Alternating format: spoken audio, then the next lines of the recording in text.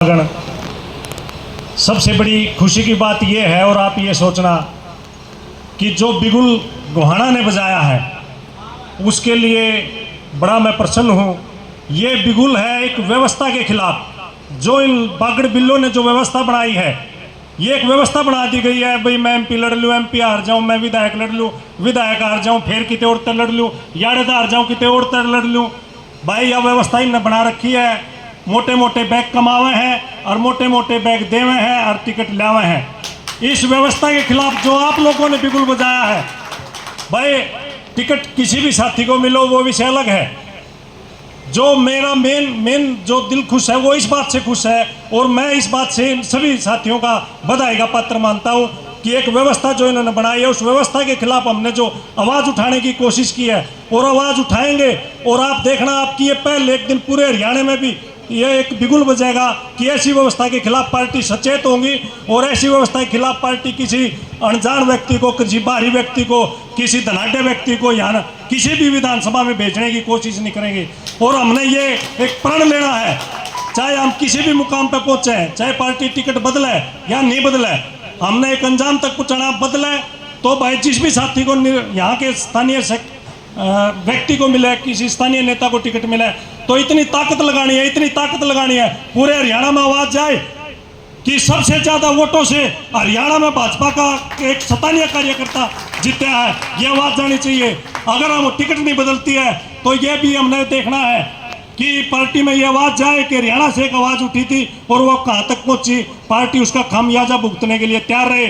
जो भी साथी मिलकर फैसला ले और आप साथी मिलकर फैसला लो तो भाई सभी ने साथ में रहना है। सभी ये नेतागण भी इस बात के जिम्मेवार होंगे कि भाई सब साथ रहेंगे तो ताकत है। और आप कार्यकर्ता भी इस बात के जिम्मेवार रहोगे कि भाई आप साथ रहोगे तो इनकी ताकत है, हमारी ताकत है और वो हमने ताकत दिखानी ही दिखानी है। नहीं तो फिर एक बार ये व्यवस्था जीत जाएगी, एक बार फिर ये लोग जीत जाएंगे। और एक स्थानीय कार्यकर्ता जो 5 साल दरी बिछाता है, 5 साल आप ये देखो, जैसे तीर्थ भाई ने बताया 250, ये तीर्थ भाई ने तो 250 दिन कहे हैं, मैं कहता हूँ 400 दिन काम करना पड़ता है।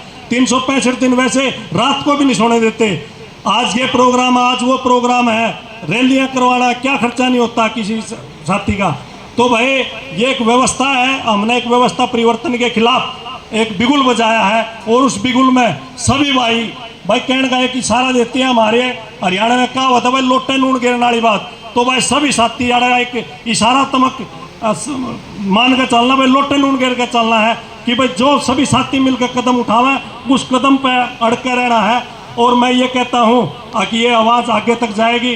जैसा कभी कभी कहते हैं कि भाई हमारे आने वाली पीढ़ियाँ कहेंगी कि जब नाश हो रहा था तो आप कहाँ थे, तो वही बात है भाई, आने वाली पीढ़ियाँ हमारे को दोषी मानेंगी और हमने ये कम से कम हमारा ज़मीर ये कहेगा कि जब नाश हो रहा था तो हम साथ में नहीं थे, हम अपनी बिगुल बजाया था हमने। कोई आंगड़ी कटाए तो शहीद नहीं होंगे, मंगल पांडे, भगत सिंह सब चले गए, लेकिन अब उन्हीं के कारण आज़ादी है। तो ये मान लियो हम शहीद होंगे और जो भी होगा वो आगे आने वाली पीढ़ी हमारी याद रखेंगी। अग भाई हमने बिगुल बजाया था और उस बिगुल का ही कारण था कि आगे पार्टियां ने सबक सीखा था। और उसके बाद ये भारी तत्व कौन सा है भाई, अरविंद शर्मा मैंने बता दो, इतना लोकप्रिय होता तो 9 की 9 विधानसभा में एक भी विधानसभा जीता तो बता दो। कोसली विधानसभा अपने आप को गैर जाट का नेता मानता है, कोसली विधानसभा प्रॉपरली गैर जाट की 75,000 तक पिछली बार जीते, 2 वोटों से हार रहे आपकी बार भी। इतना लोकप्रिय नेता होता तो भाइयों ने बताई भाई 96 में हमारा 96 में गोहाना से यहाँ से सोनीपत लोकसभा से जीता, लोगों को बरगला के जीता। 18 महीने बाद 96 से आज लग हिसाब लगाओ आप, 28 साल हो गए। कहाँ था 28 साल, किसकी भाई के सुख दुख में आया है काम? एक भाई मैंने नू बता दो भाई अरविंद शर्मा हमारे यहाँ काम आया। आप कार्यकर्ता जब भी कोई उम्मीद लगाते हो, ये बैठे साथी कर इनके पास आते हो, हमारे पास आते हो, हम जितने भी तिकड़म लगाते हैं कोशिश करते हैं कि आप साथियों का काम हो जाए। जब कहाँ जाते हैं अरविंद शर्मा पर के और बागड़ बिल्ले नेता, ये बागड़ बिल्ले हैं, इनके खिलाफ बिगुल बजाना पड़ेगा। और बड़ी खुशी हो रही है। देखो एक भाई तो कह रहा था, रमेश कश्यप तो कह रहा था भगवान खुश है, मैं कहता हूँ भगवान भी रो रहा है। आज आपकी पीड़ा को देखकर भगवान भी रोने लग रहा है, जो इतनी बरसात होने लगी उसके भी आंखों के आंसू है कि ये पार्टी सुन क्यों नहीं रही हम कार्यकर्ता की। तो मैं आप सभी साथीगण आए, आपका बहुत बहुत धन्यवाद, बहुत बहुत धन्यवाद।